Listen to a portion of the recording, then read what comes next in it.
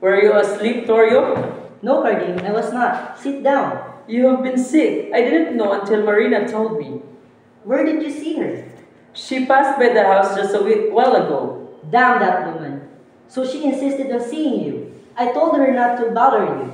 Oh, it isn't any bother at all, Torio. I was even chiding her for not letting me know right away. She was so excited when she showed up. At first, I thought you were dead or dying. Don't you let that woman alarm you again. There's not a time when she doesn't worry about something.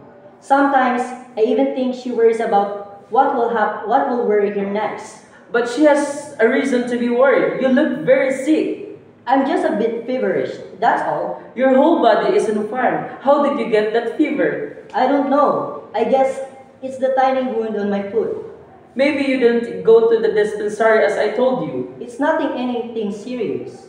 Not anything serious. If it can put a man of your size and strength to bed, it is something serious. But you need to not worry. I sent Marina to the dispensary. What for? I told her to ask the doctor to come and look you over. She should have thought of that before. Are you dreaming? Do you think the doctor will come when we have no money to pay him? But you don't have to pay him anything. He's a public doctor. He'll treat you for free. Maybe if I go there. But do you think he'll take the trouble of coming to me? What do you think I am, a congressman? No, Torio.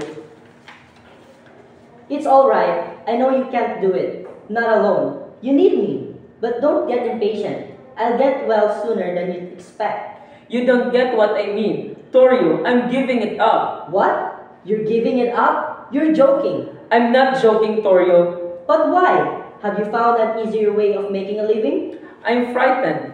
Torio, see what happened to you? Suppose it happened to me. I'm not even as half as healthy as you are. Oh, so this little wound had you really scared, huh? Why, it's only a scratch. It did not even bleed a drop. You know what the old folks say about those accidents concerning the dead? What do they say? That if one gets wounded, it even only scratched by the bones of the dead, he will die. And you believe that? Of course. You're just like a child. Besides, it was an accident. A corpse did not leap from his tomb to plunge one of his ribs into my foot. Nothing like that happened. So there's nothing to be scared of. Even then, you got that wound in a cemetery. Torio, let's not offend the dead anymore. It's so frightening. You never know what they'll do to punish us. What can they do? Except haunt us. And who is scared of ghosts? I'd rather offend the living. And if they catch you, what do? They throw you in jail? The dead are more kind, Cardine. I haven't had a good night's sleep since we started this work. It seems so mean and ugly, like stealing candy from a baby. Cardine, if you start being sentimental in this world, you'll starve to death. Oh, here comes Marina. Where is the doctor, Marina? How's Torio? Where is he, Marina? Your temperature is still rising. Marina, I'm asking you, where's the doctor? He couldn't come with me. See? I told you so. I would have died of surprise if he came. Why couldn't he come? Was he busy? Well, no, not exactly. He was not.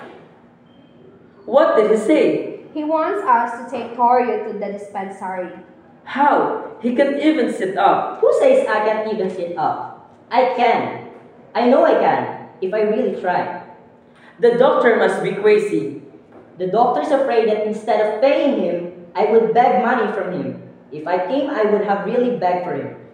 Are you sure you tried hard enough to make him come, Marina? Of course, I did. You're both afraid I might die. For all you know, I will outlive both of you. What shall we do now? Listen to him. I'm afraid the fever has touched his brain. Let's take him to the hospital. It's not as easy as that, Cardine. He hates hospitals. Yes, I know. We'll drag him to it if we have to. We can't make him do anything he hates. But we can't leave him alone, Marina. He's really more sick than he appears to be. It is only his will to live that keeps him going. He'll break down soon and it may be too late then. Hey, what are you two doing there? Whispering like two lovebirds. You'd better go down the street and get a jeep. We haven't even a centavo to pay the driver. I'll take care of that. I have some money here. What do you want a jeep for? Are you two eloping? Can't you wait till I'm dead? Torio, we're taking you to the hospital. You're not taking me anywhere. Torio, we don't have to ask you. Oh no? You speak as if you own my body. Because I know it is, for your own good. But I don't want to go. Don't tell me if I can even refuse something for myself. Torio, listen to me. Be reasonable. You're sick. If you refuse to go, we'll drag you if we have to. Just try, Gardine. Just try. I'll fight you with my last strength. Torio, Cardine, you're my friend. But don't do anything I hate. And don't worry, I'm in my right senses. alright, I won't insist. Torio, please, listen to us. Why are you so worried about me? What a silly question. That's not a silly question. Why should you worry that I might die? Haven't you always wanted me to die? Torio! You were never really happy with me, were you? I know you've grown tired of me. No, Torio! Don't be ashamed to admit it. I won't mind. I confess I also get bored sometimes. But where I could always seek for a change, you cannot. I can imagine how you must feel inside. Torio, whatever gave you those ideas? So if you think I'm going to die, don't take all this trouble of pretending you don't want it to happen. Just leave me alone to die. This could be your chance to get rid of me and get another man. Cardine, for instance. Torio! He's quite a man too. Even before I'm dead and gone, he has already laid his hands on you. Torio, he is our only friend and you dare speak of him like that? Cardine, you must forgive him. He doesn't know what he's saying. Don't worry, I understand very well. See? I'm not dead yet. And already you have taken his side against me. Torio! Do you think he can take care of you as well as I have been doing? He can't even earn enough money to support himself. He cannot even take over our business when I get sick. What business? How much more if he had you to take care of? He'll starve you to death. What business does he mean, Cardine? Don't mind him, he has gone mad. So I'm mad, huh? I'll tell you what kind of business we have. Torio, It's a business that requires no capital. All you need is a good, strong stomach. Torio, stop it. Why? Are you ashamed to let others know that Dad has been supporting you all along? What does he mean, Cardine? Don't listen to him, he's out of his mind. Really? Do you want to know where the money I bring home comes from? Do you believe I really earn it by breaking my back at the Kuwait waterfront? I fooled you so well, you never been even suspected. Just what did you do? To put it plainly, Torio, I robbed the dead around us. What? You mean? I was one of those who forced open the graves of the dead. And you stole from them? Yes, and why not? Rich people are always buried with something valuable in them. Rings, earrings, necklaces, watches, and gold teeth. Why let such treasures rot under the ground, while above that ground people like us are starving? Torio, you didn't do that. You did not. But I did. You asked him. He was with me all the time. At first he was scared to death. He would tremble and perspire. But later on, I didn't want to. but he had to, because he had to eat, even from a dead man's hand. When he tries to rob the living, he always gets caught. He's too slow for them. But with the dead, once he got used to it, it was so easy. The dead do not report to the police. They don't fight back. They don't even scream. Stop it. I can stand it. Oh, the poor sacred dead. What's so scared about it? They're dead. Torio, when we had nowhere to stay, we moved here to their place. We put up this house on their land. They did not complain. They did not call us squatters. They did not drive us away. And what did you do in return? What? I hate them. That's why I robbed them. I hate them. You hate them? Why? What did they do that? What did they do that you hate them? Did they ever try to harm you? Look at them. Doesn't that sight infuriate you? Look, nothing worries them. They lie there day and night, sleeping like babies, mocking our sufferings. Marina, stop listening to him. He used to tell me that over and over. One night, as I was coming home, a strong rain caught me. I ran for shelter to the nearest tomb. That one near the road, belonging to a dead Chinese millionaire. It was so beautiful, the tomb. It looked more like a palace than a place for the dead, with thick marble walls and roof, and festive lights. Inside was the body, in a coffin. It was so dry in the rain and comfortable even in death.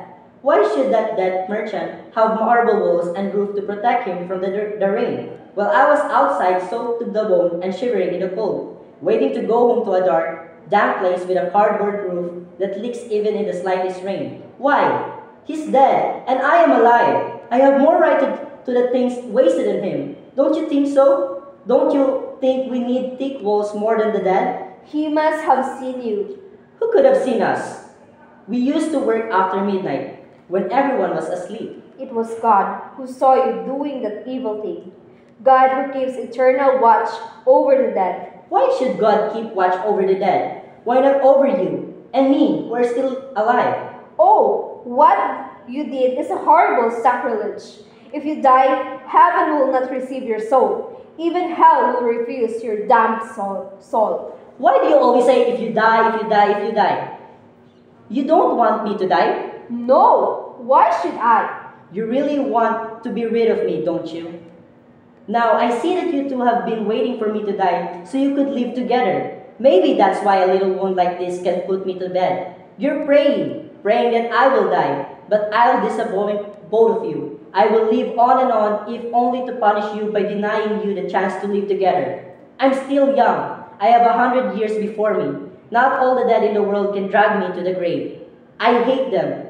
Yes, I dare all the dead whom I have offended to take me. Take me if you can. I despise all of you. Oh, that you were all alive now and suffering in life. Torio, what happened? You're dead! Help me! Torio, get some water quick! I'm all right. They cannot take me. I'm not willing to go yet. Where's Cardine? Has he gone? I'm still here. I thought you had left. You are not mad at me, are you? No, I'm not, Torio. I didn't mean what I said about you. I had a drunken feeling. Just said anything. You don't have to explain. I understand. Try not to talk. You need rest. Yes, I feel tired. You two talk to each other. I'll take a short nap. Wake me up when he's already ready to leave, Marina. Yes, Torio. Torio, wake up! Torio, wake up! It was so sudden, as if an unseen hand suddenly snatched him away. At last, he is now at peace. How can he ever have peace? The dead he offended will not let him alone. No, Marina, the dead are not cruel and vindictive like us. They will understand. They will understand him more, much more than we, the living, ever could.